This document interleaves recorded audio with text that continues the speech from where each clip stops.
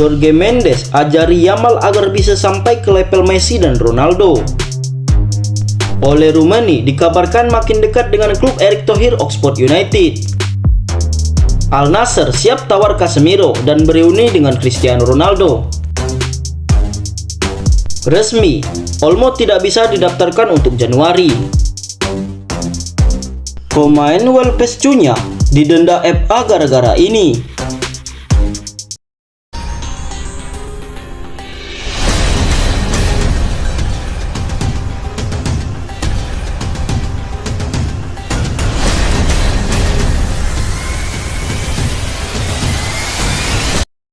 Jorge Mendes yang menjadi agen Yamal menyebut kerja keras dan sikap profesional membantu mendongkrak kemampuan alami Ronaldo dan Messi.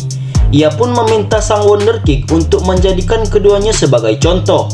Lebih dari itu, mengarahkan fokus ke sepak bola di atas segalanya adalah hal yang paling penting.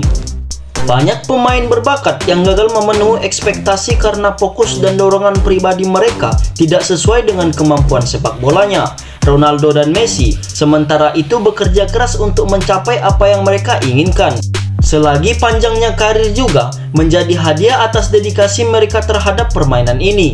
Golden Boy 2024 Yamal memang tengah menguasai dunia, tetapi semuanya baru saja dimulai. Saya pikir Cristiano Ronaldo adalah contoh yang baik bagi Yamal, yang semua pemain muda atas semua yang telah dicapainya, level yang hampir tidak pernah dicapai oleh siapapun. Dan juga Messi selalu menunjukkan dirinya sebagai seorang profesional yang hebat dan permainan yang mengesankan. Dia adalah contoh yang baik. Wayne Rooney dan Plymouth telah sepakat untuk berpisah setelah awal yang buruk di Championship. Plymouth berada di posisi terbawah, hanya memenangkan 4 pertandingan dari 23 pertandingan mereka dan terpaut 4 dari zona aman. Legenda Manchester United tersebut mulai menangani Plymouth pada musim panas. 7 bulan masa bakti di Plymouth hanya meraih sedikit hal positif, dan itu merupakan tanda negatif lainnya dalam reputasi dia sebagai manajer. Setelah sebelumnya di Derby County, DC United, dan Birmingham, yang semuanya berlangsung kurang dari 2 musim. Masih harus dilihat apakah legenda Manchester United itu akan melanjutkan karirnya saat ini atau kembali ke dunia pakar sepak bola. Tidak diragukan lagi, Rooney adalah salah satu pemain terbaik dalam abad 21, tetapi sebagai manajer, dia belum membuktikan dirinya ke level teratas.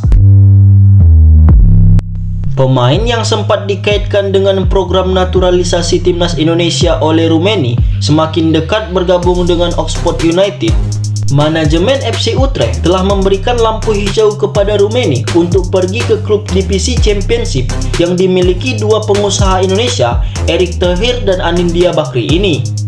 Sumber menyatakan Oxford merogoh kocek hingga 2 juta euro untuk datangkan Roumanie, sehingga bisa membantu keuangan FC Utrecht agar bisa aktif di bursa transfer Januari. Roumanie sebelumnya menjadi andalan Utrecht dan sering tampil sebagai starter, namun kehadiran Ron Jans mengubah peruntukan sang pemain karena Roumanie sering dimainkan dari bangku cadangan.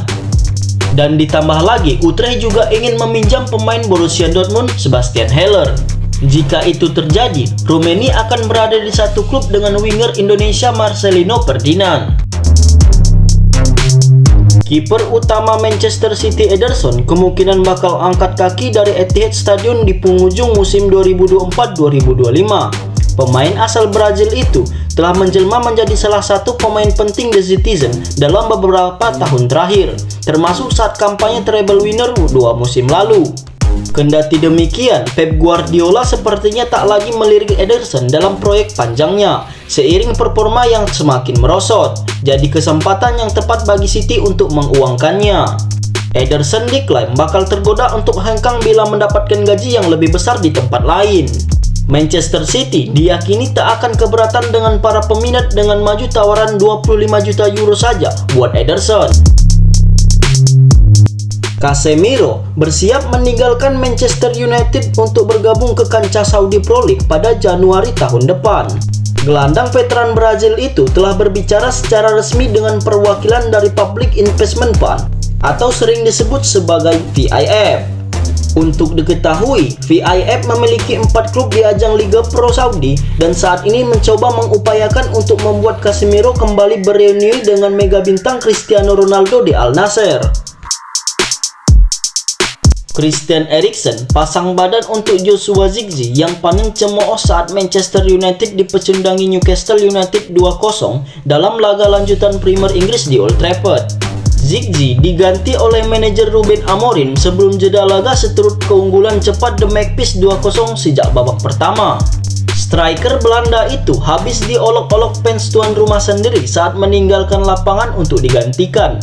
Namun, Eriksen menepis segala kritik yang dialamatkan kepada koleganya itu. Baginya, tidak bagus mengkambing hitamkan pemain sendiri.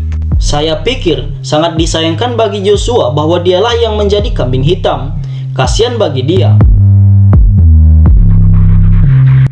Kevin De Bruyne mengungkapkan situasi awal mengenai pembaruan kontrak telah dilakukan sebelum musim ini dimulai, tetapi dihentikan ketika ia mengalami cedera pubis pada September lalu. Cedera tersebut membuat sang pemain absen selama 2 bulan, sehingga semua negosiasi yang pernah dilakukan harus ditunda. Dengan kontraknya yang berakhir pada Juni nanti, De Bruyne akan bebas untuk terlibat pembicaraan dengan klub lain mulai 1 Januari. Sang gelandang, yang sebelumnya telah dikaitkan dengan kepindahan Liga Pro Saudi dan MLS, mengakui tidak ada kemajuan dalam pembaruan kontraknya. Ketika ditanya tentang status terkini pembicaranya dengan Manchester City, De Bruyne menyatakan dengan gamblang, "Tidak, belum ada." Matheus Cunha tampil sangat baik untuk Wolverhampton musim ini, tetapi akan absen pada pertandingan Liga Premier Inggris berikutnya melawan Nottingham Forest, serta duel FA melawan Brighton City. Ia juga didenda sebesar 80.000 euro. Setelah kalah 2-1 dari Ipswich Town di awal Desember 2024, rasa frustasi pemain Brazil itu meluap dan memicu perkelahian antara beberapa staf anggota yang melibatkan kedua tim. Matheus Cunha terlihat menyikut wajah seorang penjaga gawang Ipswich Town dan merampas kacamatanya. Setelah mengonfirmasi larangan dan denda, FA menambahkan pemain depan itu didakwa melakukan pelanggaran dan diduga bertindak tidak pantas setelah peluit berakhir dibunyi. La Liga telah mengonfirmasi bahwa Barcelona tidak bisa mendaftarkan Pau Victor dan Dani Olmo untuk paruh kedua musim mendatang.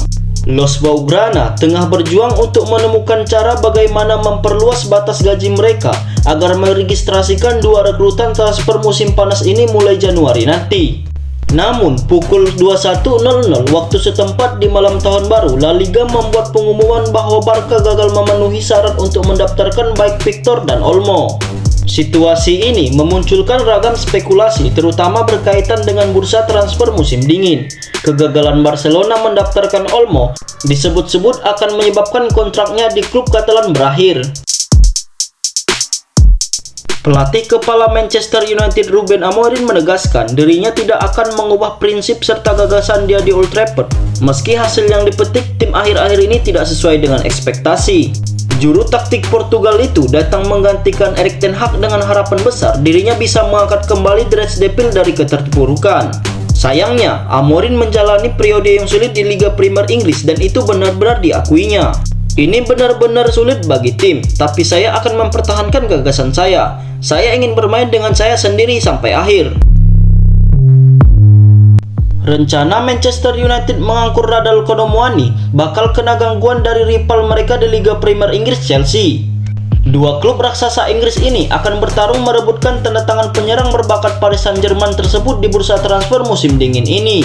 Chelsea mencoba menyalip usaha yang lebih dulu dibangun Manchester United untuk mendapatkan servis Kolo Muani. Pihak Setan Merah melihat Kolo Muani sebagai solusi atas permasalahan tandus gol mereka. Posisi Chelsea mungkin jauh lebih menarik bagi Kolo Muani dibandingkan Manchester United yang harus mendekam di peringkat ke-14 dekat dengan degradasi. Manchester United diyakini bakal sulit meyakinkan sang striker di posisi mereka yang berada di papan bawah.